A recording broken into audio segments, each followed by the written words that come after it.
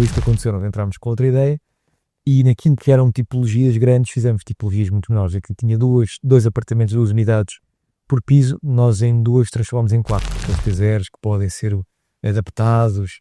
Eu diria, nós até lhe chamámos uma coisa gira que era os Manhattan Suite.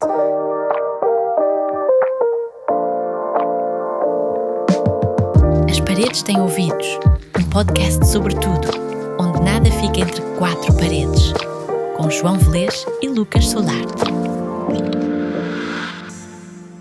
Bem-vindo ao podcast, As Paredes Têm Ouvidos. Muito obrigado por teres aceito o nosso convite. Conhecemos-nos, não foi por causa do imobiliário, mas foi o imobiliário que nos trouxe até aqui.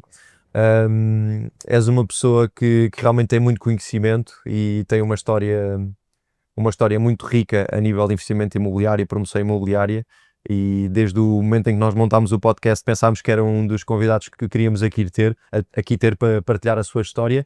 Portanto, obrigado por teres vindo até cá e aceitares falar aqui um bocadinho connosco. Sim, senhor. Obrigado eu por estar aqui, pelo vosso convite, participar aqui no podcast, e também aproveito para vos dar os parabéns sobre a comunidade, que de facto teve o seu primeiro evento na semana passada e que eu tive a oportunidade de participar, o vosso convite, que agradeço, e dizer-vos de facto que é uma iniciativa muito importante, interessante, inovadora até no setor, no panorama imobiliário, nós nos inserimos. Foi interessante conhecer pessoas com enorme potencial. Aliás, eu costumo dizer a brincadeira que gostaria de conhecer metade de uma pessoa que conheci para ter valido a pena ter vindo e participar e até ser membro ativo da vossa comunidade.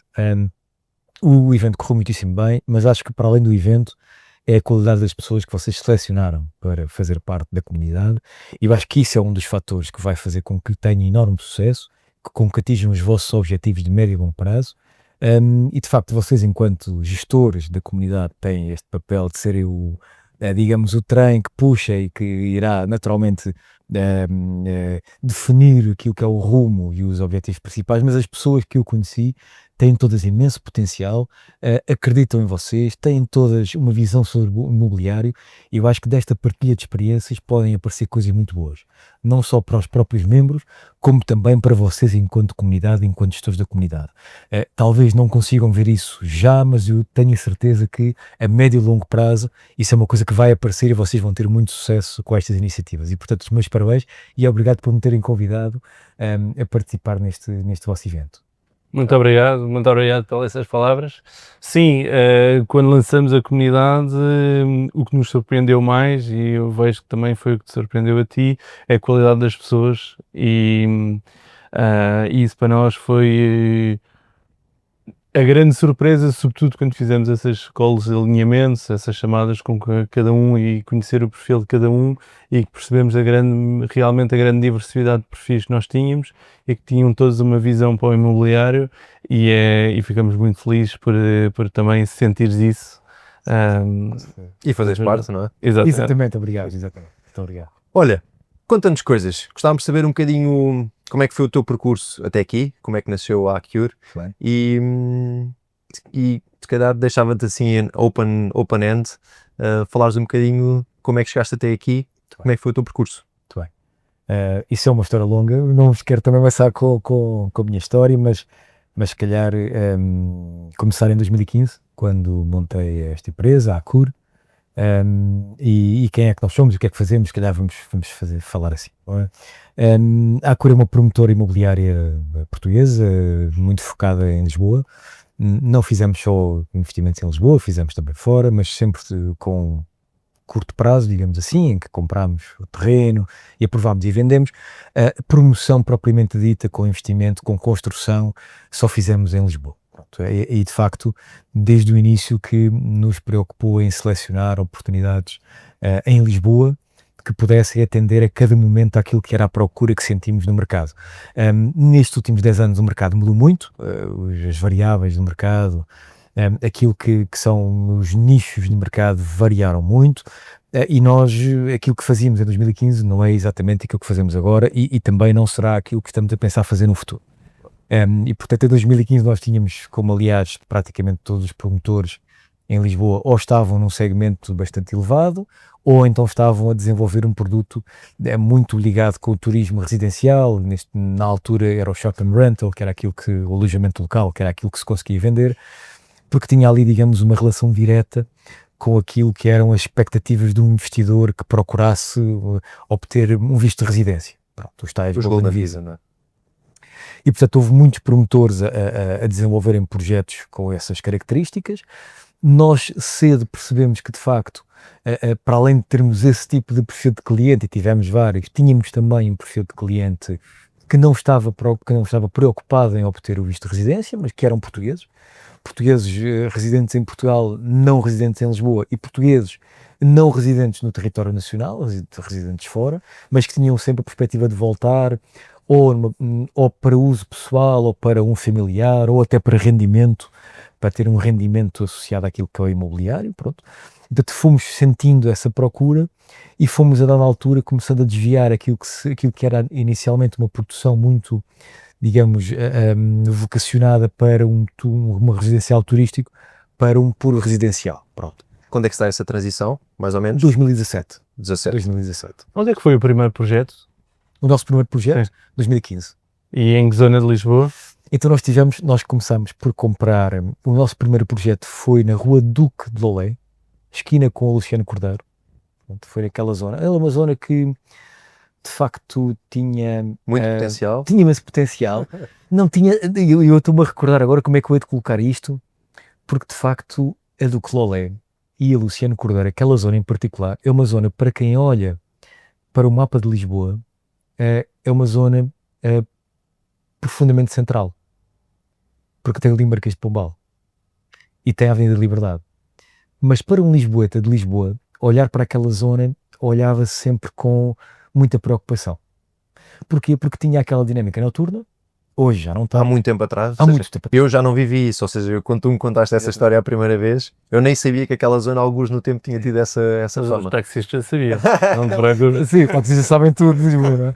Mas de facto aquela zona, eu lembro, isto mudou quando? Mudou, a minha perspectiva sobre aquela zona mudou em 2010.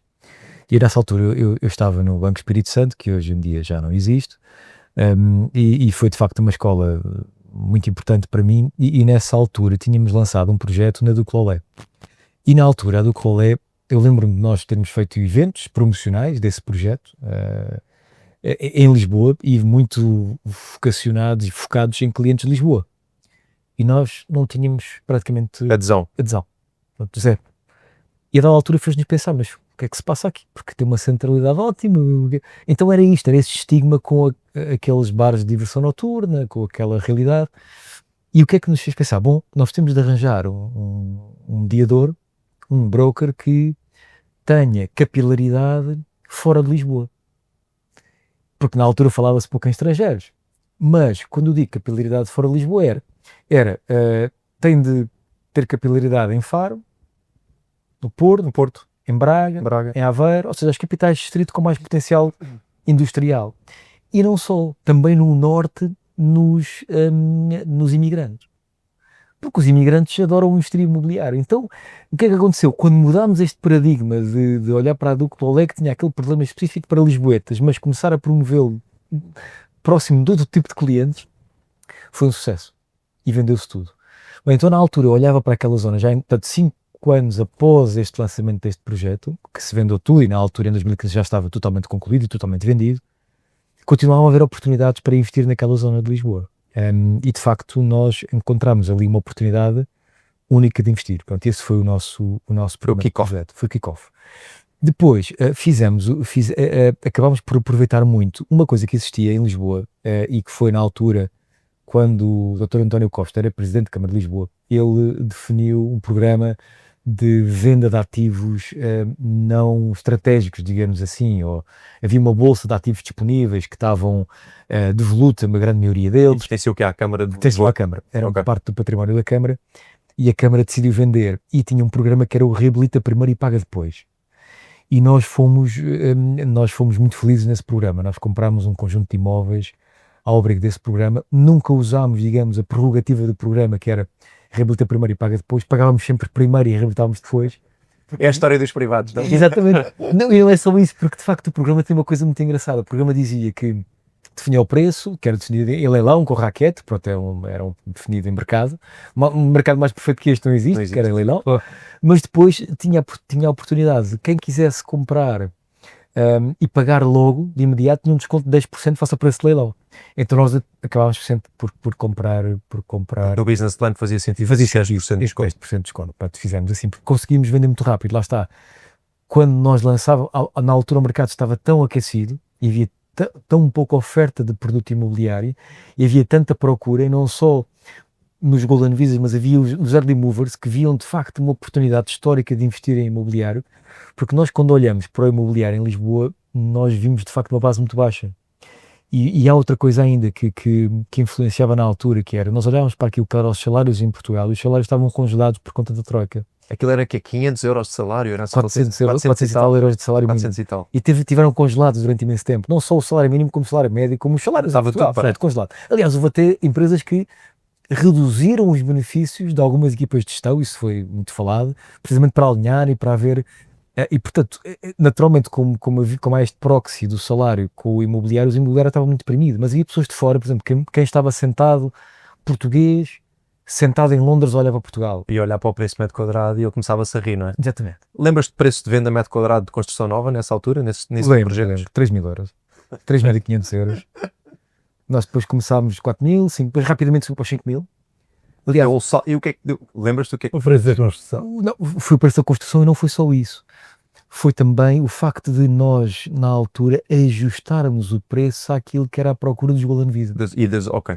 Aquilo que era, porque havia um ticket mínimo. Então o que é que acontece? Nós, tudo o que tinha entre 80 a 100 metros quadrados, Ia parar a Golden Visa. ia parar a Golden Visa. Pronto, era isso, porque era um mercado que na altura existia. Então, para um promotor, para um pequeno promotor, aliás, para qualquer promotor, enquanto business plan, havia um cash-in de um Golden Visa que ainda para mais tinha a necessidade de pagar, de comprovar que tinha feito um investimento no âmbito de um contrato de promessa. Portanto, eu tinha de fazer a transferência de capital, tinha de provar que tinha pago, e isto fazia toda a diferença. Para um promotor receber 500 mil euros no momento em que está a produzir, era de facto muito positivo, e portanto houve essa tendência de mercado.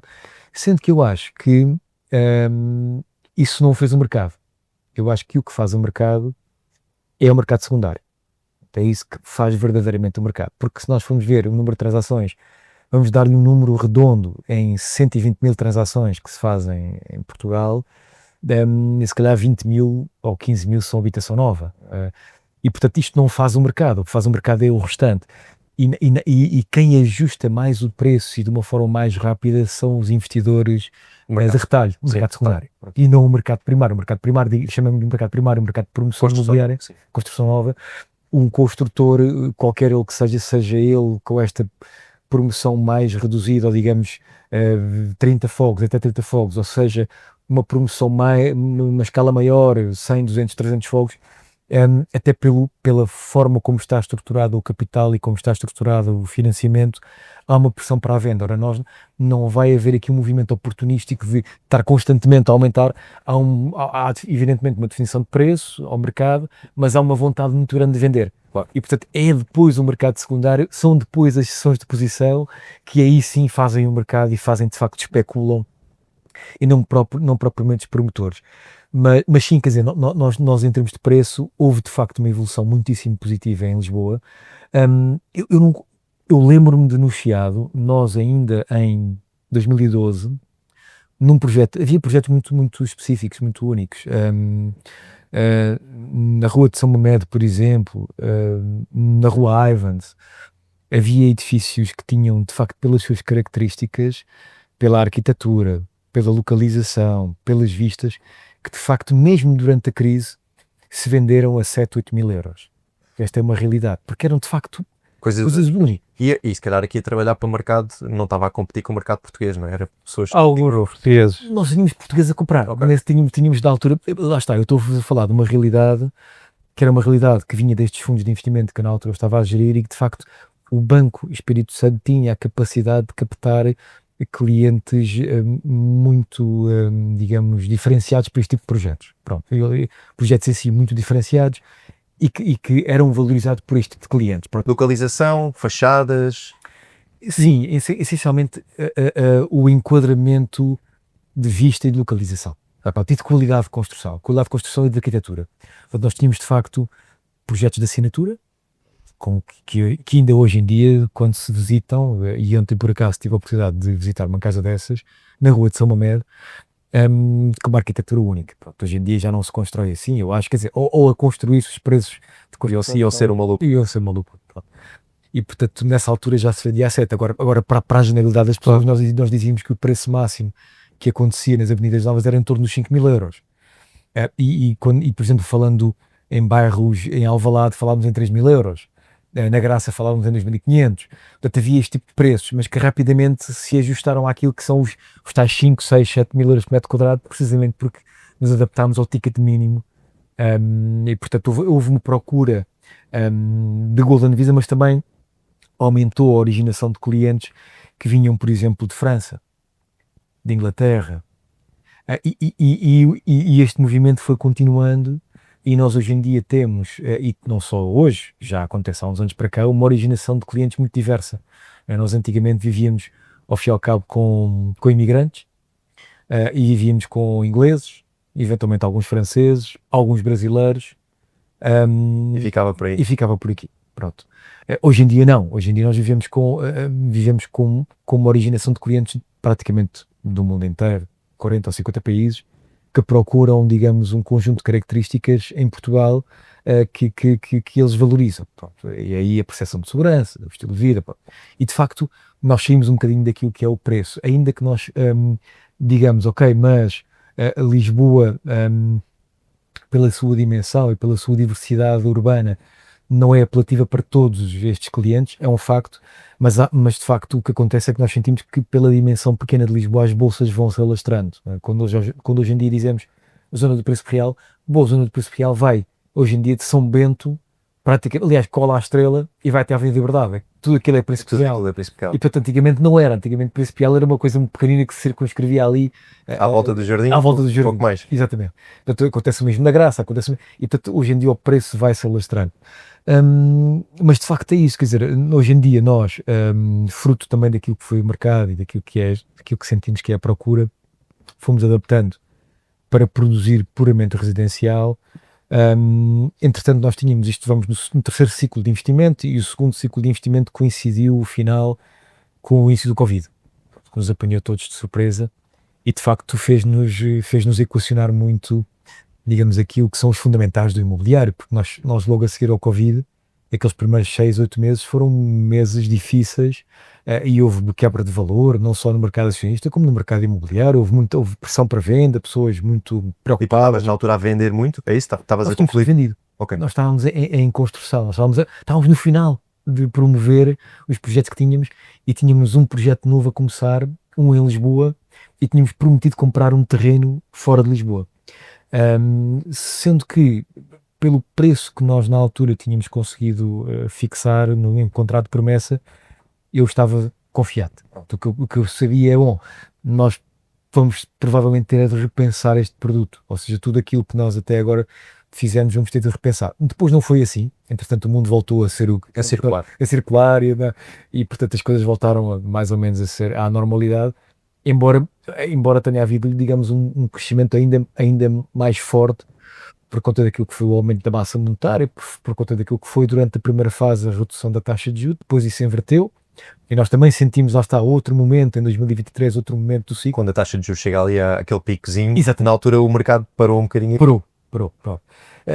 Nós de facto, quer dizer, mas lá está, João, voltando para aquilo que é os fundamentais, e lá está, e na altura o Covid fez-nos outra vez pensar isso, e ainda há pouco falava sobre uma conversa que tive na comunidade, curiosamente, muito interessante, e que me fez pensar de facto aquilo que é os fundamentais. E quando nós investimos no imobiliário, que são ciclos relativamente longos, nós temos de prever o que é que pode acontecer. Ora, como ninguém consegue ter uma visão concreta do que acontece no próximo ano, quanto mais daqui a 4 anos, que é um ciclo de promoção imobiliária, então temos de ter muita preocupação em escolher os ativos e que projeto é que vamos desenvolver com este ativo. E lá está, e isso nós sempre tivemos essa preocupação, e na altura pensámos com estes dois projetos, começa o Covid, com estes dois projetos novos na mão, pensámos, vamos aqui desenvolver isto numa ótica de termos um produto imobiliário com um ticket médio acessível, pronto, para portugueses e não só para portugueses. E construímos todo o projeto a pensar nisso. Pronto, ou seja, admitimos que de facto há uma alteração naquilo que é a demografia, portanto, no perfil da família hoje em dia, a família Mais pequenas, mais pequena, menos filhos. muitos filhos, mais divórcio, mais pessoas em transição, e portanto pensámos nisso, casas menores, mas também que pudessem, pela sua dimensão, ter um preço que permitissem uma pessoa de classe média suportar esse custo recorrendo a um financiamento. Com alguns stress tests, admitindo que a taxa de juros na altura era menos 0,5, Euribor a 12 meses, Que pudesse subir um bocadinho. pudesse subir, pronto. E nós tínhamos sempre aquele horizonte dos 2%, que aliás é como está mais ou menos hoje, está a 2,1%, 2,2% da 12 meses fixa nessa. Mas lá está, é sempre esta preocupação daquilo que é o valor versus a liquidez, e a liquidez de um ativo imobiliário tem muito a ver com aquilo que é o produto que se define e com a localização. E a localização tem muito a ver com aquilo que é, digamos, a facilidade de acesso a infraestruturas, essencialmente transporte, e a dinâmica urbana, não é? E aí estamos a falar em dinâmica comercial, dinâmica social, e portanto, mas ainda que Lisboa seja a cidade dos 15 minutos, mas tem bolsas, não é? Bolsas, e Claramente. nós sempre olhamos para isso com essa... agora, nós gostamos de estar, sendo nós lisboetas, quer dizer, conhecendo Lisboa e Amanda, sendo totalmente apaixonados pela nossa cidade, olhamos para aquilo em que são oportunidades que achamos que estão por desenvolver. E de facto Lisboa é um território muito pequeno, mas tem sempre oportunidades por desenvolver. Há zonas que nem tudo se desenvolve de forma uniforme. E nós encontramos, por exemplo, em Arroios, uma oportunidade de investimento. Pronto, e quando nós Almirante Reis, não é? Na Almirante Reis, não só na Almirante Reis, Mas toda aquela zona. mas toda aquela zona. Pronto, a Almirante Reis é de facto um eixo, é uma avenida do início do século passado. Pronto, é uma avenida estruturante de Lisboa, e nós de facto, pelas próprias características enquanto avenida e ser uma avenida que liga, se nós pensarmos bem, Almirante Reis é a avenida, há uma zona cá em baixo, que é a Rua da Palma, e portanto, se esquecendo essa zona que vai até o Intendente, que é casco histórico, não é? Mas do Intendente para cima, e vai até à rotunda do Arieiro. Mas se nós continuarmos pela Gago Coutinho, onde é que vamos ter? Vamos ter o aeroporto. E portanto é uma ligação, é evidente, para mim sempre foi muito evidente aquela zona, e evidentemente que nós olhamos para Almirante Reis já há alguns anos, mas o momento de entrar achámos que foi agora. Sim, isto foi agora mais foi agora. Anteriormente não havia ainda, quer dizer, sentimos o potencial, mas lá está, as zonas desenvolvem-se, eu acho, por três grandes características. Uma decisão de investimento municipal ou público, em que investe ali, põe um conjunto de dinheiro e a zona tem de mudar, por investimento privado, por alguma dinâmica que se cria ali por investimento privado, como aliás fez um investidor que comprou um conjunto de imóveis na Príncipe Real e quis ali criar uma dinâmica e de facto conseguiu. Ou então por jovens que trazem energia, e muitos deles criados, muitos deles com uma vertente de criação, criativos, e isso está a acontecer, por exemplo, nos Anjos.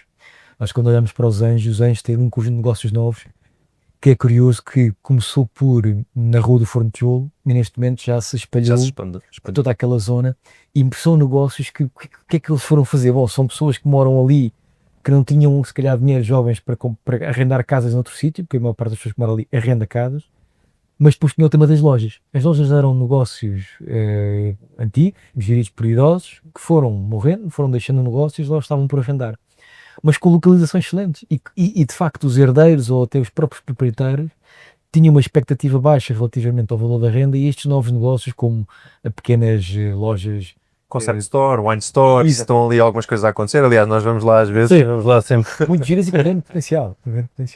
E nós assistimos a isso também, para dizer que ou seja, no retalho, aqui mais na parte de compra e venda de imóveis, tivemos ali vários processos e sentimos essa velocidade, e onde estás ali em algumas ruas específicas, é uma zona que precisas ter atenção. Nós notamos que às vezes de uma rua para a outra rua faz muita diferença ao valor e a rapidez com que se pode vender o ativo.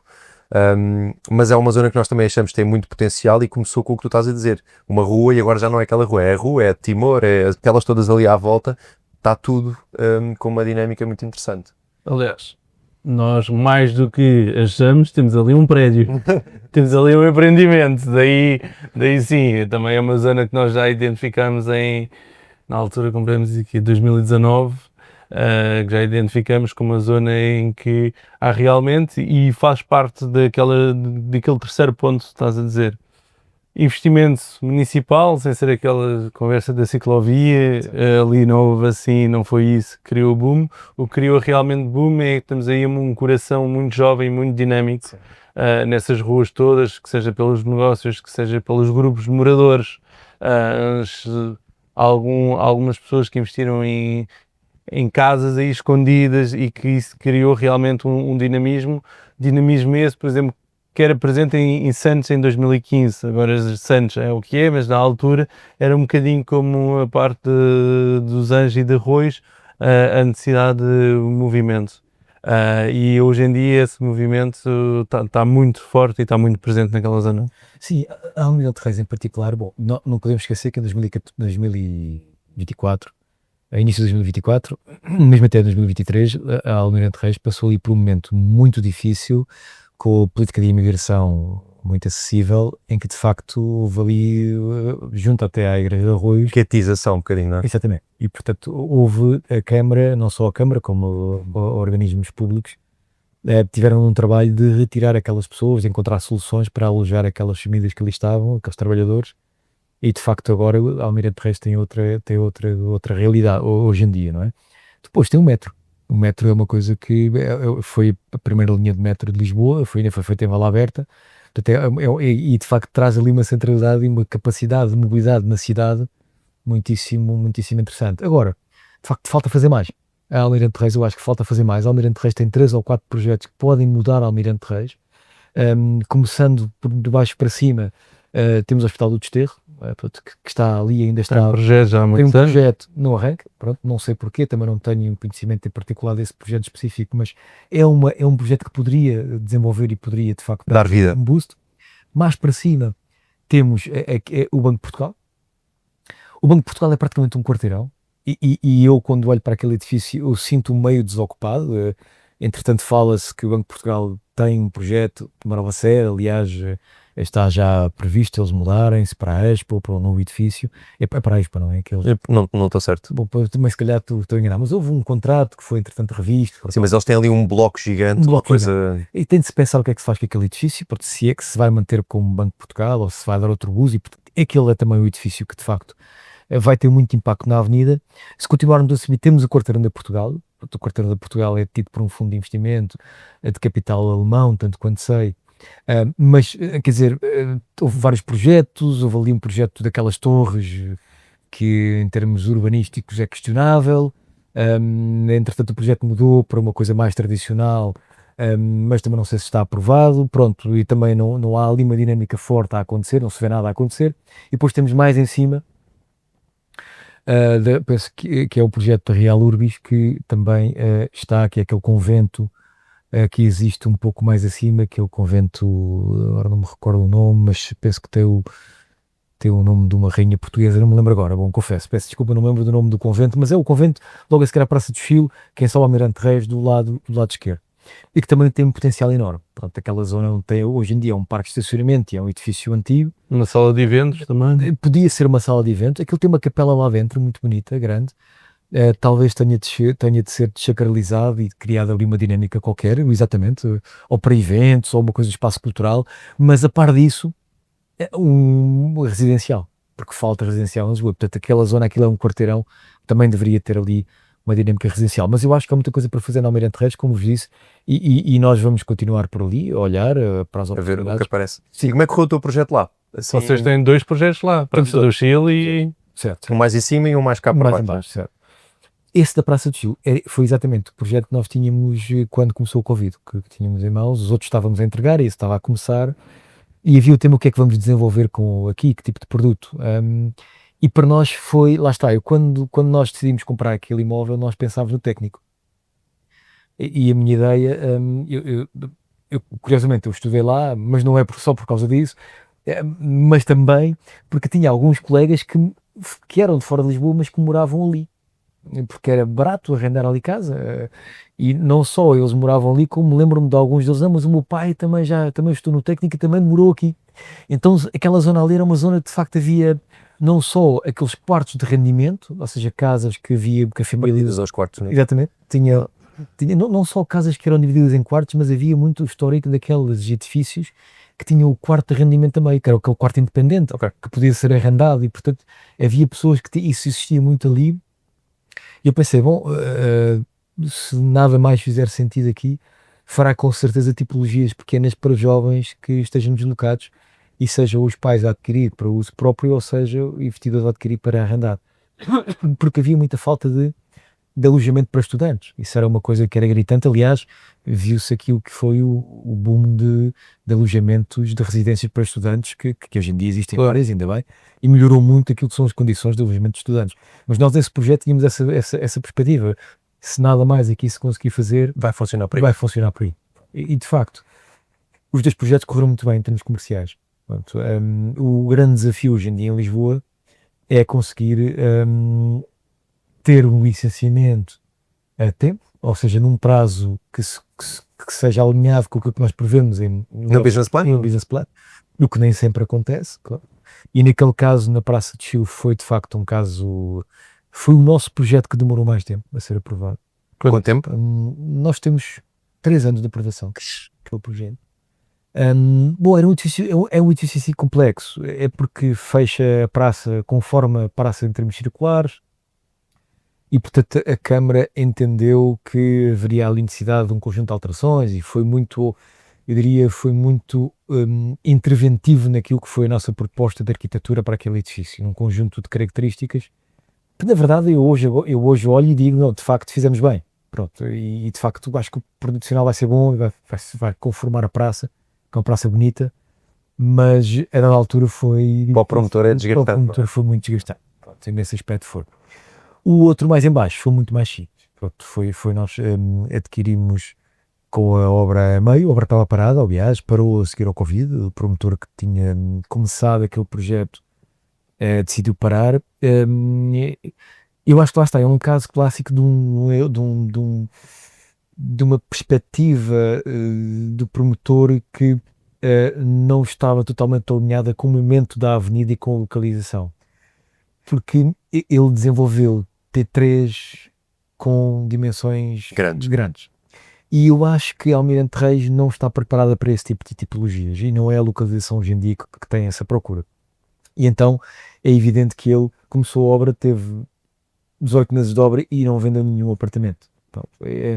E de facto decidiu, vou sair, e portanto alguém que venha com outra ideia, e foi isso que aconteceu, nós entramos com outra ideia, e naquilo que eram tipologias grandes, fizemos tipologias muito menores, é que tinha dois apartamentos, 2 unidades por piso, nós em 2 transformamos em 4, portanto fizemos 3 T2 e um T1. Encaixaste do uma no R. Encostámos no T1, tudo lá está com dimensões, que eu acho que são dimensões, eu quando olho para as casas, elas, e eu faço isso, ainda hoje estive nessa obra a visitar, e vejo, e gosto de sentir a dimensão do espaço. De facto, são casas confortáveis. Agora, elas têm tudo aquilo que uma família precisa.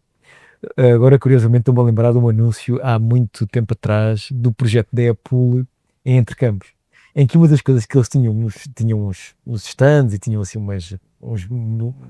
uns boards cá fora, muito bonitos a promover o empreendimento, e tinha uma coisa que era uma peça em que era uma escova de dentes e uma chave de fendas, ou uma escova de dentes e um martelo. Então aquilo era a utilidade que se dava, que eram casas pequenas com uma grande utilidade. E é exatamente aquilo que nós temos ali, ou seja, são casas que têm a dimensão certa, próximo daquilo que é a dimensão regulamentar, de Regeu, pronto, e que de facto permitem ter uma vida em família e no centro da cidade com conforto. Estás em cima do metro também? Estamos em cima do metro, exatamente, pronto. O que isso é bom, tem vantagem, e portanto temos as pessoas, quer dizer, podem usar carro ou não, apesar de haver estacionamento, mas o facto de ter um metro à porta tem a facilidade de movermos para qualquer lado da cidade e de uma forma relativamente rápida. Aliás, é o transporte público que tem a velocidade média mais elevada, é o metro, pronto, mais do que qualquer outro, em média, tem a velocidade média mais elevada, e portanto é a forma mais rápida de nos movermos dentro da cidade será no metro. Mas sim, quer dizer, em termos comerciais, digamos, em termos de investimento em si, estamos dentro do business plan, está tudo a acontecer. Apesar do atraso do licenciamento, conseguimos ainda assim cumprir aquilo que estava previsto em termos de business plan. As vendas, elas não estão tão dinâmicas como noutro momento, não escondo isso, ou seja, as taxas de absorção são mais lentas, mas estamos a vender e, portanto, há de facto uma dinâmica que estamos a continuar e, portanto, nós acreditamos que chegamos ao final da obra com a totalidade dos empreendimentos vendidos. Portanto, nesse aspecto não temos dúvida que vai ser isso, mas vai acontecer. E do teu ponto de vista, hoje em dia, para 2025, numa visão de mercado lisboeta mais família, a tipologias do mercado atualmente é que é T2? Sim, vamos ver, nós temos de ver que de facto o T2 é aquilo que mais facilmente se arrenda e que tem maior procura, e, aliás é aquilo que eu acho que mais se faz. Depois há de facto nichos de T3, T4, T5, pessoas que procuram este tipo de apartamentos, mas que se queremos estar a desenvolver um produto para atender à maioria daquilo que é a procura, então temos de estar no T2 ou T1, pronto, eu penso que é isso. Evidentemente podemos pensar em T0s, em nós tentarmos desenvolver um bocadinho à semelhança daquilo que a Teixeira Duarte faz, são aqueles T0s que podem ser adaptados. Eu diria, nós até lhe chamámos uma coisa gira que era os Manhattan Suite, que era um T0 com a particularidade de se criar uma zona a meio para criar uma zona Alguma privada. privacidade, não é? Exatamente. Então, ter esta particularidade, e eu acho que há naturalmente mercado para este tipo de T0s, que tenham esta flexibilidade, para T1s clássicos e para T2, para é isso que eu vejo. Se vamos para um segmento mais elevado, então aí sim desenvolver T3 e T4. Será noutra localização, não é? Noutra Esse é o ponto. Onde é que desenvolverias se fosses para tipologias grandes? Nos bairros clássicos, eu diria, onde os portugueses procuram e têm procura. E procura de segundas e terceiras gerações. E aí estou a falar de Lapa, Estrela, Restelo, Belém, Avenidas Novas, em alguns casos, Alvalade. Porque são os bairros onde nós temos, de facto, poder de compra. Temos não só ninho vazio, mas temos pessoas com ninho cheio que vêm desses ninhos vazios. E muitas vezes os próprios pais acabam por conseguir apoiar os filhos nesta mudança para ficarem próximos. Portanto, eu acredito, agora, é muito difícil encontrar oportunidades de investimento nestas localizações. Ou há micro promoção, e isso, a dificuldade de fazer micro promoção ou de fazer, vamos chamar de macro promoção, as dificuldades são as mesmas, os problemas são os mesmos, a dimensão dos problemas é que é diferente. E para alocar uma equipa, ou para alocar recursos a desenvolver um ou outro, então nós queremos ter uma escala mínima para também fazer sentido. E, portanto, é com muita pena que não conseguimos encontrar projetos com uma dimensão que nos faça sentido. Claro, é isso. Hoje em dia estás a ver e quantos metros quadrados? Ativo. Tem de ser acima de 2.000 metros quadrados, para nós conseguirmos olhar, ou é uma coisa muito específica, como falámos há pouco, uma casa particular para uma procura muito específica, e aí podemos olhar para coisas menores, mas sempre numa ótica de fazer uma casa unifamiliar, para um característico azul, ou então tem de ser um condomínio residencial, aí já temos de ter acima de 20 unidades, quer dizer, para fazer sentido, com retalho ou sem retalho, mas terá de ser assim, porque de outra maneira, até numa questão de alocação de recursos e de gestão, terá de ser uma coisa com essas características. Como é que vês o desenvolvimento de bairros como Marvila, Viato? E 2015 é o tema e hoje em dia 2025... Parece não de escola, parece aquela moto que se dá ao pé e que não anda, não é? Vamos ver. Tem dinâmicas locais que descolaram, pronto, aquelas ruas da o Capitão Falcão, o Capitão não sei o quê, já não me lembro, há ali umas ruas... Vamos lá ter um concerto agora em breve. Mas sim, tens ali algumas zonas que descolaram. Descolaram e vê-se pela dinâmica. Pronto, agora, aqueles grandes projetos que estavam para ser desenvolvidos, bom, alguns desenvolveram-se, outros estão no papel para se desenvolver.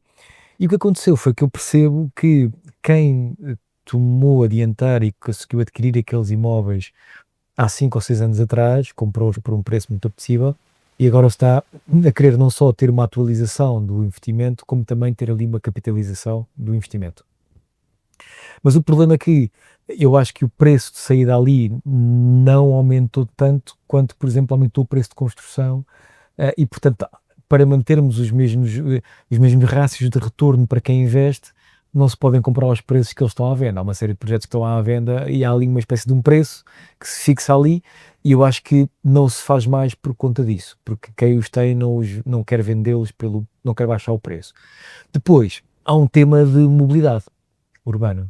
O facto de não ter ali um metro faz muita diferença, eu acho. Portanto, apesar de ter o rio ali ao lado, dentro em breve haverá quase que a Marvila e a Expo vão estar colados pelas zonas de Ribeirinho e tudo aquilo vai ser muito apelativo, mas ainda assim não está. E vai levar tempo, não é? Vai levar algum tempo, eu acho. E, portanto, não é essa a razão, eu acho. Apesar do hub criativo estar ali e ser uma ilha com grande dinamismo, isso não chega, não é? Pronto, era preciso mais para, de facto, criar ali a dinâmica que nós precisamos para investir enquanto promotores, não é? Ou pelo menos para correr esse risco.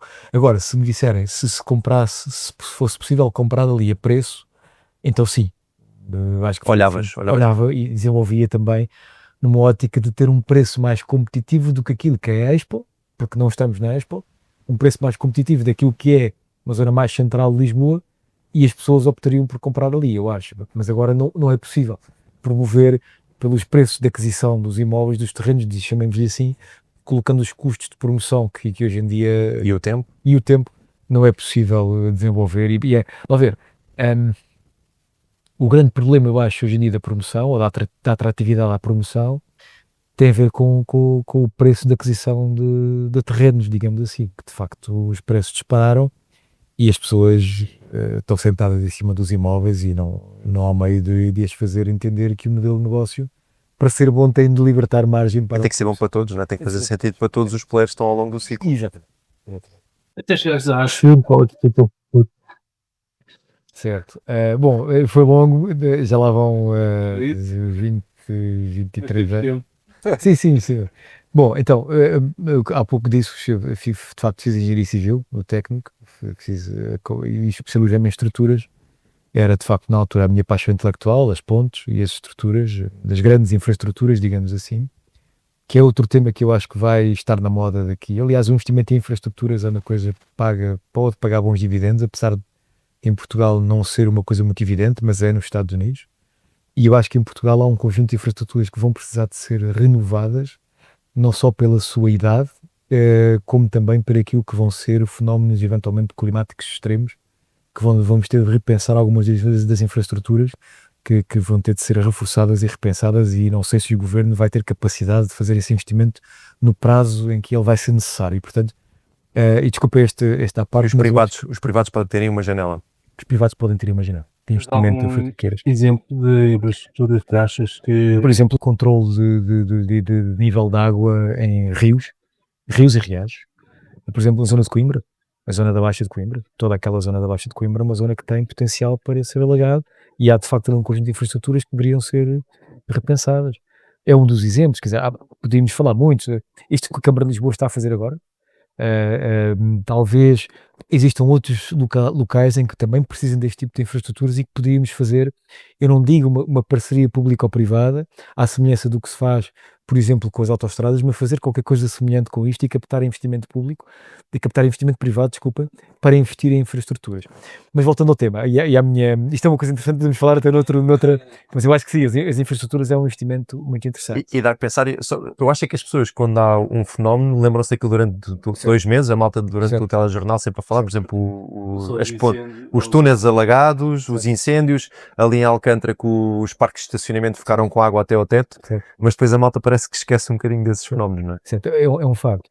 Mas lá está, esta minha experiência de engenharia civil fez-me pensar e fez-me ter uma abordagem de mais rigor àquilo que é a promoção imobiliária, aos projetos em si. E nós agora estávamos a falar de uma coisa interessante que é Alcântara alaga. E é um facto que existe, é um problema que existe ali, não foi de agora, já existia, mas eu lembro-me sempre de uma coisa interessante, que é a Praça de Espanha também alaga.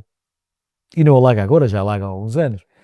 Mas eu não me lembro de haver inundações, se calhar houve, mas eu não me lembro de haver inundações, por exemplo, no estacionamento da Gulbenkian. E o estacionamento da Gulbenkian está bem feito, está bem pensado. E portanto eu acho que é necessário, e nós fazemos isso, investir no projeto. E isto talvez,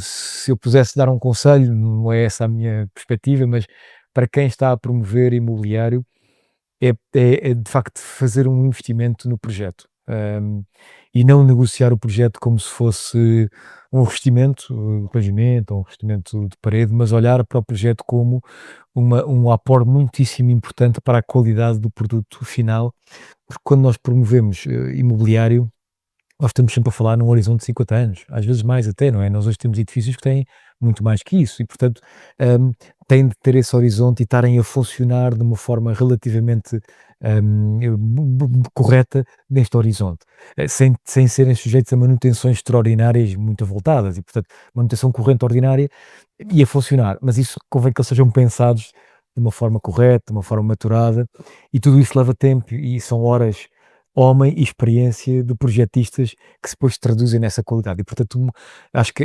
esta abordagem ao projeto é a primeira coisa que eu aprendi do facto de ter tirado o curso de Engenharia Civil. Depois é outra coisa que é fazer engenharia é otimizar recursos. Então como é que eu posso fazer melhor? Esta abordagem de como é que vamos fazer melhor, como é que ainda fazendo melhor mantemos a qualidade percebida, mantemos a qualidade efetiva e conseguimos otimizar os recursos. E quando eu digo otimizar os recursos, não é naturalmente só quantidade de metro quadrado de reboco ou de pintura, é também dinheiro. Falamos em otimizar dinheiro e muitas vezes desperdício, não é? Porque a construção tem imenso desperdício. Mas pronto, esta abordagem mais técnica que eu tento passar às nossas equipas e à forma como nós fazemos projeto vem daí, dessa formação. Depois fiz formação em gestão e finanças e fui parar ao Banco Espírito Santo. Pronto, e de facto o Banco Espírito Santo foi uma passagem para mim muitíssimo importante, foi uma escola. Apesar de tudo aquilo que se falou sobre o banco nos últimos tempos, aliás, desde praticamente agosto de 2014 que muita gente diabolizou o banco, mas de facto era um banco muitíssimo inovador, e que fazia coisas muito bem feitas e apoiou muitos empresários em Portugal. Era o banco dos empreendedores e dos empresários de Portugal. E fazia muita coisa boa e de facto, em alguns aspectos, à frente do seu tempo. Pronto, o banco em si.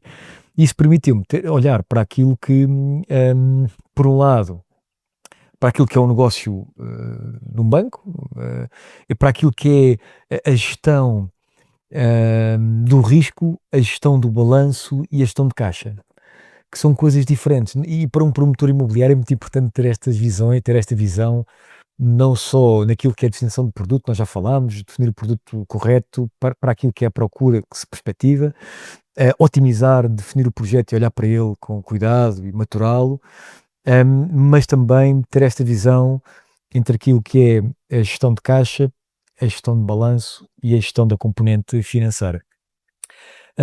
E talvez eu tenha tido também a sorte de, neste percurso e ter passado pelo banco, nesta grande aprendizagem, ter entrado num momento em que ainda o mercado estava muito aquecido, estamos a falar em 2007, e ter passado portanto, toda esta mudança de paradigma até 2014, não é? em que são 7 anos em que tudo mudou, para quase tudo ficar. Entraste no mercado aquecido, houve uma grande depressão. Exato. E depois, quando estamos a sair dessa depressão, tu lanças. Eu lanço, exatamente.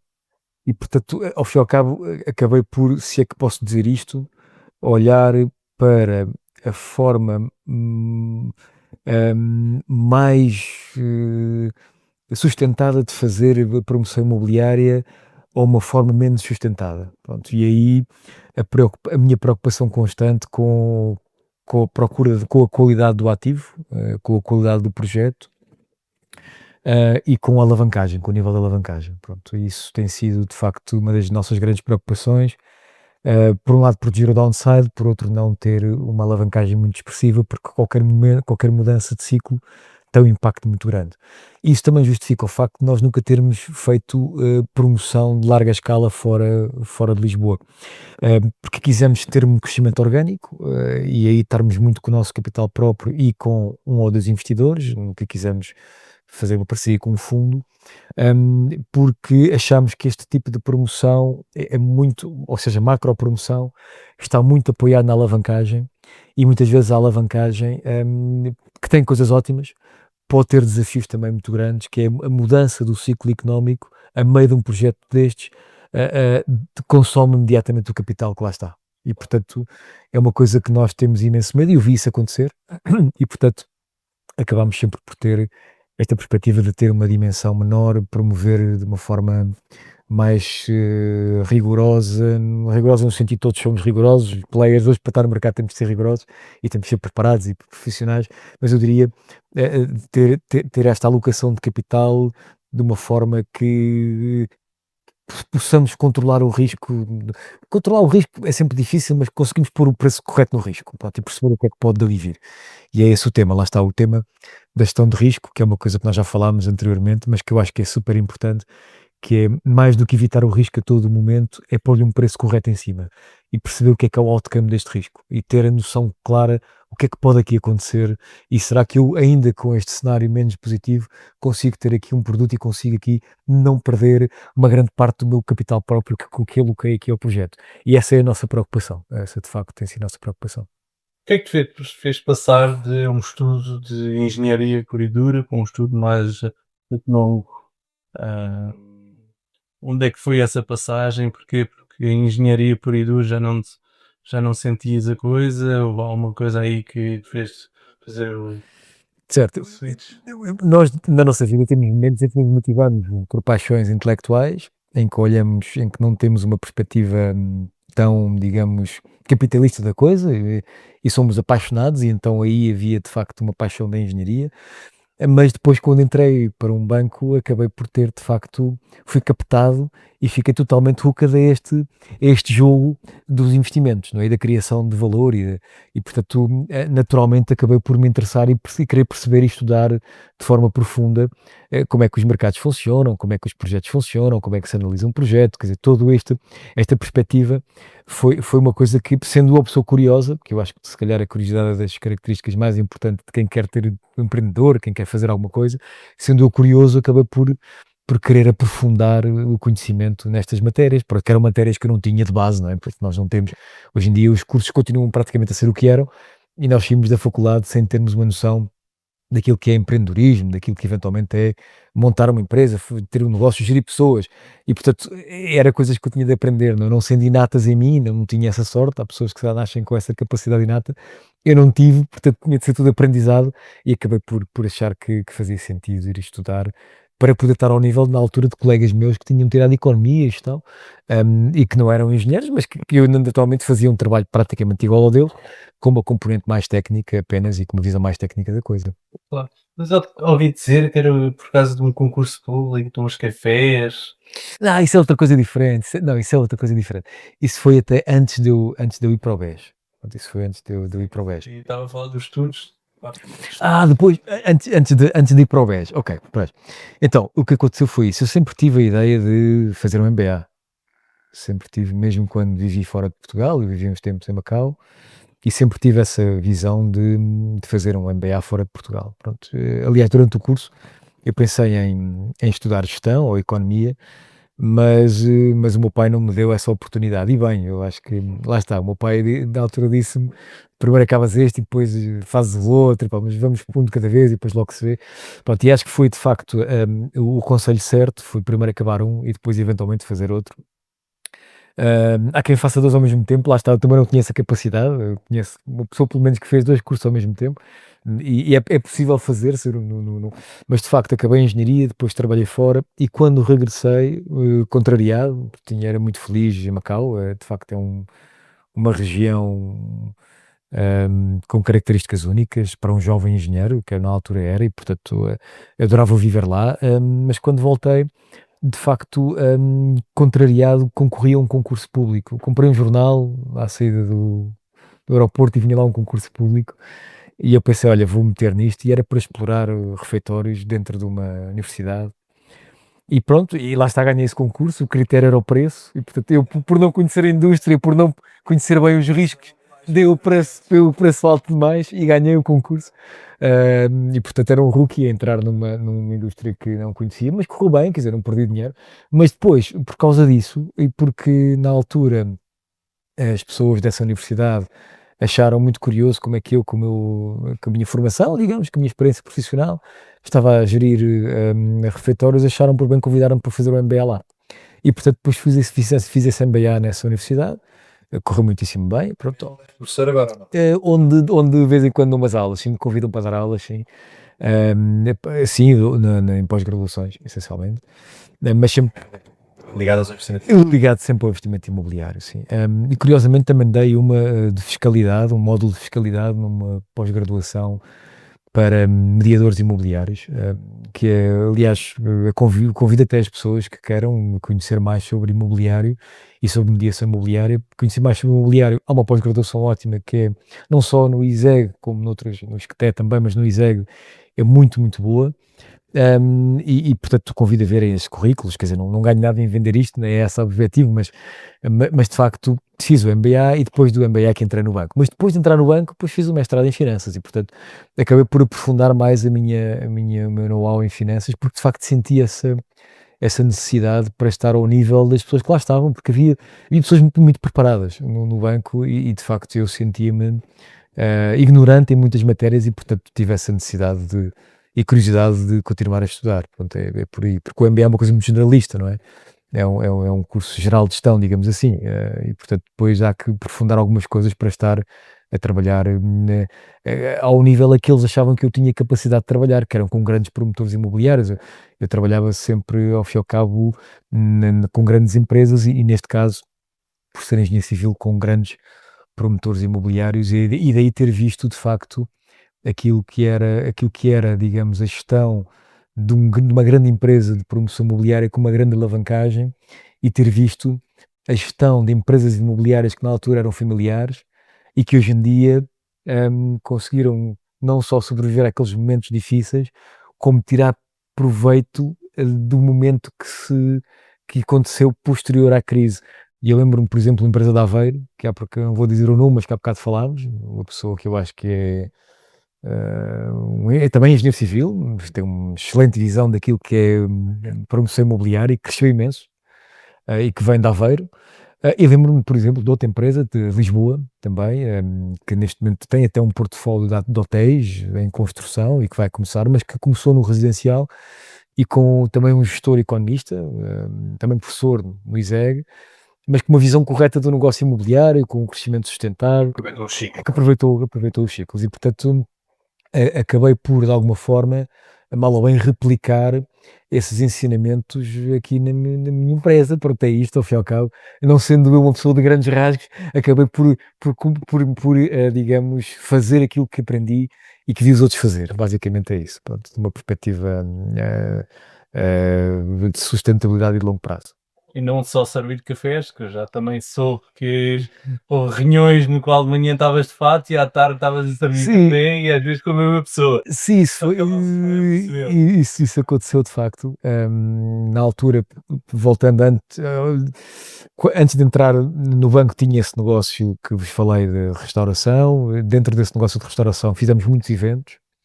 Era outro, porque para além de termos a gestão das cafetarias e do refeitório, tínhamos também a gestão dos eventos dentro da universidade e fizemos depois eventos para outras organizações, outros organismos e outras entidades.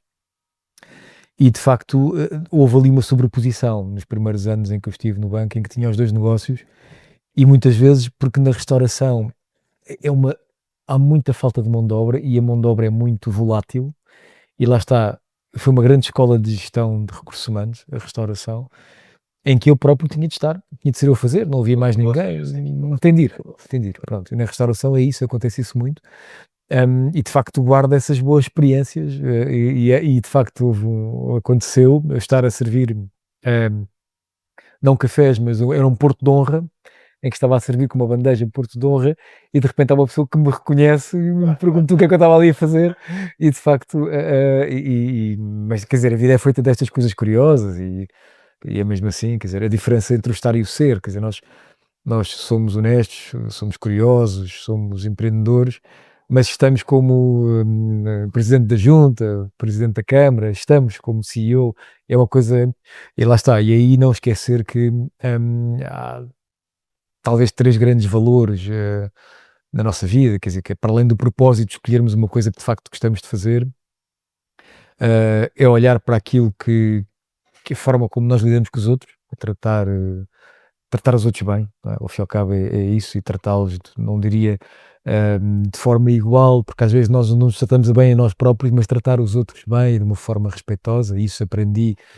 de facto na restauração. E este tema da eterna curiosidade e de ouvir as pessoas, não é? Portanto, estar aberto e disponível para ouvir e perceber o que é que está no mercado e termos dúvidas, porque eu tenho sempre muitas dúvidas. Pronto, e eu acho que é dessa curiosidade, dessas dúvidas e dessa questão permanente que conseguimos tentar fazer melhor. E portanto é isso, não só qual é o melhor uso para este ativo, será que eu vou fazer T2 ou T3 ou T1s, e às vezes o que diz aqui não cabe, não dá, não, mas vamos lá pensar em mais uma solução, vamos virar plano ao contrário, vamos fazer, vamos acontecer. Isto são horas e horas e horas que acontecem muitas vezes depois daquilo que é o horário visível de trabalho, não é? Nós vamos para casa e vocês, com vocês, certeza que se passa com vocês, vão para casa e continuam a pensar nisto e dão comida aos miúdos, depois o miúdo está na cama, mas vocês vão para o sofá a pensar nisso e continuam, e é isso que de facto é a nossa vida de empreendedor e de gestor. Quais é que são os próximos projetos agora que possas falar? Não, certo, não, eu posso sempre falar, não há, quer dizer, nós temos mais um edifício em contrato de promessa na Almirante Reis, pronto, que está condicionado pela aprovação do projeto e pela uma questão de inquilinos, pronto, que é um problema, os inquilinos, e nós colocámos essa condição do lado do vendedor, que foi negociado, ficou assim, e portanto, por mim fazíamos o projeto já amanhã, então, aliás estávamos já a entregar as casas amanhã, construímos no mês, aprovar o projeto e fazia isso. Exatamente, mas tem este tema, portanto, que é, de facto, temos não só a aprovação do projeto, que já está na Câmara, mas a questão dos inquilinos, pronto, e esse é que eu acho que vai ser o grande problema que vamos ter ali, se bem que eu acho que, de facto, é importante haver a proteção social destas pessoas, não há dúvida nenhuma, também não consigo ver o mundo de forma diferente, todavia, acho que tem de se encontrar soluções, porque não podemos estar...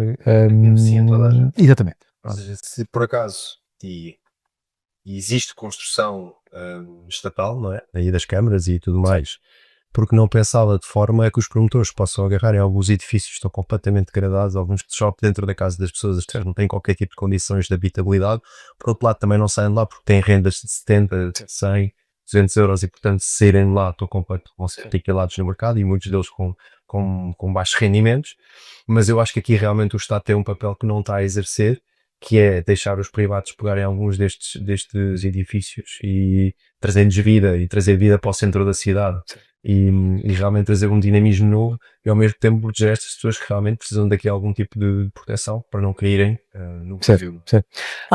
Eu a dada altura, já há uns anos, nós tivemos várias ideias de fazer, na altura eu disse que geria fundos de investimento e uma das coisas que se fazia bem na ESAF, na Sociedade de Gestor onde eu estava a trabalhar, era concurso de ideias. Eles perguntavam aos gestores de fundos e às pessoas responsáveis pelo investimento o que é que seriam ideias de fundos, novas atividades. E uma das ideias que nós demos, entre várias que nós demos, uma delas foi criar um fundo que pudesse verdadeiramente comprar estas frações aos promotores com a perspectiva que depois arrendá-las a esta pessoa, ao valor, mas com um objetivo, digamos, isto é feio dizer isto, mas com uma perspectiva atuarial, ou seja, ele sabe que aquela pessoa, pela sua idade, a esperança de vida será curta, e o valor é captado após aquela pessoa partir, não é? E portanto havia esta perspectiva, esta lógica que ao fim e ao cabo permitia ao promotor, é matemática. Com um investidor é matemática, Exatamente. não é a espécie média de vida, que é a idade da pessoa, Exatamente. portanto é Exatamente. tal e qual como os justos fazem. Exatamente. Pronto, neste caso era comprar estes imóveis, porque o que é que fazia com que o promotor pudesse, ao fim e ao cabo, chegar a um acordo com a pessoa, dizer, olha, neste caso é uma senhora idosa, a senhora fica temporariamente alojada num apartamento que vamos arrendar aqui próximo, assim que terminarmos a senhora volta, vai pagar a mesma renda, e esta casa já não vai ser nossa, vai ser detida por aquele fundo que tem esta perspectiva de investimento. E portanto nós na altura pensámos nisso. Era uma das soluções, quer dizer, há várias. Esta é uma delas, não é? Mas eu percebo que há aqui várias questões, e também para a própria pessoa. Aconteceu-me já, eu não gosto de lidar com estas questões por causa disso, porque acabo por ter envolvimento pessoal, e depois tenho, de facto, crio empatia com as pessoas, mas de facto aconteceu um caso, uma senhora que dizia, não, mas não interessa o valor que me queira dar, porque eu sempre vivi aqui. Esta é a minha casa, eu não tenho outra casa, isto é a minha vida. E quando uma pessoa te diz, esta é a minha vida, eu percebo, quer dizer, como é que nós fazemos, como é que entramos na cabeça de uma senhora com 70 e muitos anos, sair daquele sítio, quer dizer, é de facto um drama, é impactante. E eu não sei como é que se resolve a solução, haverá casos em que de facto são muito difíceis de resolução, porque as pessoas não têm sequer enquadramento familiar, ou se têm, estão totalmente desagarradas, portanto, e sozinhas, outros em que é mais fácil. Mas de facto temos este tema no futuro. Bom, estamos ativamente à procura de oportunidades. Nós queremos comprar mais imóveis, nós queremos fazer mais promoção imobiliária. Não, pois é, e curiosamente, ainda bem que falas nisso, foi curioso que já hoje começámos a falar, portanto vejam bem que foi na sexta-feira o lançamento e o jantar, e já hoje tivemos conversas, já hoje tive conversas com pessoas que de facto conheci, e já no âmbito de tentarmos encontrar oportunidades comuns de fazer negócio, neste caso de comprarmos e fazermos investimentos, e portanto naturalmente nasceu na vossa comunidade, não há dúvida nenhuma, é isso mesmo. Portanto, já sabem, se quiserem fazer negócio, um É dia, isso, quem é sabe, isso, se a é isso, comunidade é isso. voltar a abrir, podem Exatamente. ter a possibilidade de entrar. Mas sim, mas sem dúvida que é bom vermos também que o que nós pensamos se traduz em negócio, porque isto mais do que, Certo. às vezes é bom quando uma ideia passa para o papel, e depois do papel surgem os primeiros frutos. Certo. E nós estamos a ver realmente que ainda agora fizemos do jantar, já vão surgir aqui contactos e possibilidades de negócio vindas da comunidade. Sim, já estamos em as fundações, já estamos a estudar as fundações. Armados o ferro. Exatamente, havia o projeto foi aprovado, pusemos, a vendemos, e agora já estamos a subir as fundações Excelente, excelente. da Não comunidade. tenho dúvida que vai correr bem. Aliás, aquilo que eu senti de facto foi aliás, já tive a oportunidade de falar sobre isso. De facto senti imensa energia, mas a escolha das pessoas, quem foi ao evento viu a parte visível do vosso trabalho, mas aquele evento só é possível com muito trabalho anterior. Pronto, e mesmo depois, não, imagino, seleção de pessoas, imagino que devem ter tido muito mais pessoas do que aquelas que lá estavam, e portanto vocês selecionaram as pessoas que foram. Acabaram por organizar bem as mesas de uma forma que permitiu as pessoas terem dinâmicas interessantes, e portanto há de facto um trabalho que não é visível para a comunidade, mas que as pessoas beneficiam e sentiram. E isso não só eu, como naturalmente as pessoas que lá tiveram sentiram isso verdadeiramente. Vocês podem agora perguntar a quem lá esteve, que acho que vai ter a mesma opinião que eu tenho. Tem sido essa. Eu por acaso gostava, em jeito de despedida, de fazer-te uma pergunta, que é, tendo em conta toda esta experiência rica que tu tens e todos estes anos de investimento, qual é que é o projeto que tu ainda não fizeste que gostavas de fazer? Bom, profissional tenho vários. Eu acho que vou continuar, né, a fazer promoção imobiliária, é aquilo que eu sei fazer. Quer dizer, aprenderia a fazer outras coisas se fosse necessário, com certeza que sim, todos nós. Mas no imobiliário quero continuar a promover. Nós, não desconto que temos cada vez mais dentro também da nossa empresa uma componente de gestão de imóveis para rendimento, que também está a crescer. E portanto temos essa dupla função, digamos, e objetivo, que é continuar a crescer no âmbito da promoção para venda, com projetos cada vez mais diferenciados, cada vez melhor pensados, e pensados numa ótica de qualidade e de criação de valor para os nossos clientes, de valor imobiliário, aquilo que nos dá mais prazer é não termos pós-venda. E o meu objetivo era um dia promover um projeto em que eu não tivesse pós-venda. Mas isso não é possível, pronto, por conta de construir um empreendimento não é um iPhone, não é uma coisa que saia perfeitamente. Mesmo o iPhone às vezes tem problemas. Exatamente. Mas de facto isso era o que eu gostava. Nós temos pouquíssimo pós-venda, e era isso que eu queria continuar, era termos pouquíssimo ou nenhum pós-venda, que a nossa relação com os clientes fosse uma relação que superasse as expectativas, e portanto o projeto que eu gostava de desenvolver mais cidade com qualidade, e projetos que, pela sua natureza, possam ter esta qualidade e possam permitir às pessoas viverem melhor e viverem, digamos, construírem a sua vida naquele espaço, porque fazer promoção é construir o espaço do ser, não é? Esta é a arquitetura, foi uma frase feita, que a arquitetura é fazer o espaço do ser, ou construir o espaço do ser, mas portanto, eu acho que nessa perspectiva nós enquanto promotores temos essa capacidade e temos esse, digamos, temos essa obrigação. Para além disso, há também agora me lembrei, uma frase, penso que é do Winston Churchill, que é nós moldamos o imobiliário molda-nos a nós. E, portanto, quando nós promovemos e criamos cidade e criamos imobiliário, estamos também a modelar o estilo de vida de uma família, a modelar o estilo de vida das pessoas que vivem dentro daquilo que promovemos. E, portanto, É uma grande responsabilidade. é uma grande responsabilidade. E, portanto, o projeto que eu gostava de promover é isso, um projeto que de facto permitisse às pessoas construírem a sua família, a sua vida, e que ao mesmo tempo tenha pouquíssimo de pós-venda, significa que as pessoas estão satisfeitas com aquilo e superamos a expectativa das pessoas. E, portanto, esse é o objetivo da nossa empresa, pronto, mas de longo prazo. E, por outro lado, também olhamos para oportunidades de rendimento. Pronto, nós também estamos com esta perspectiva de termos cada vez um portfólio de rendimento maior, também diversificado, e aí estamos à procura de oportunidades também, não só numa ótica de promoção, para venda, de construção, mas também oportunidades value-added que nós possamos, digamos, aportar valor àquilo que é um património imobiliário existente e que possa ser repensado numa ótica de extrair um valor melhor daquilo que existe, e portanto estamos também abertos a isso. Vamos continuar a crescer. Eu diria que o sonho não é ser a maior empresa de promoção imobiliária em Lisboa, mas é ser a melhor ou ser uma empresa rentável. Não, é certo, mas é isso. Mas ser uma empresa rentável, eu acho, com uma sustentabilidade de longo prazo. Pronto, é isso que eu acho que é importante. Mas de facto esse é o projeto. E reter as pessoas com o maior talento. Porque de facto nós não fazemos nada sozinhos e de facto ter a capacidade de reter as melhores cabeças e reter os melhores talentos faz toda a diferença. Portanto, e que hoje em dia é dificílimo conseguir isso.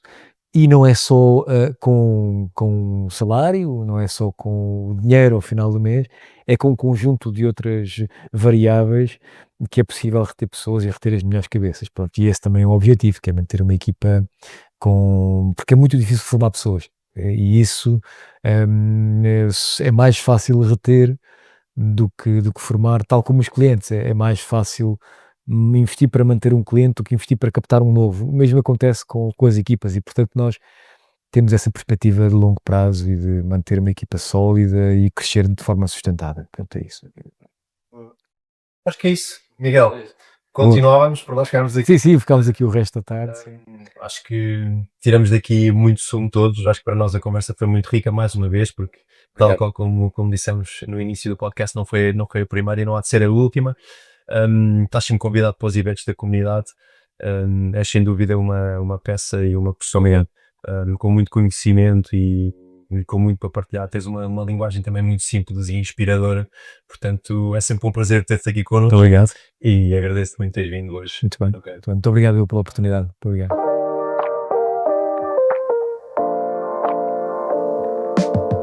As Paredes Têm Ouvidos, um podcast sobre tudo, onde nada fica entre quatro paredes, com João Velez e Lucas Solarte.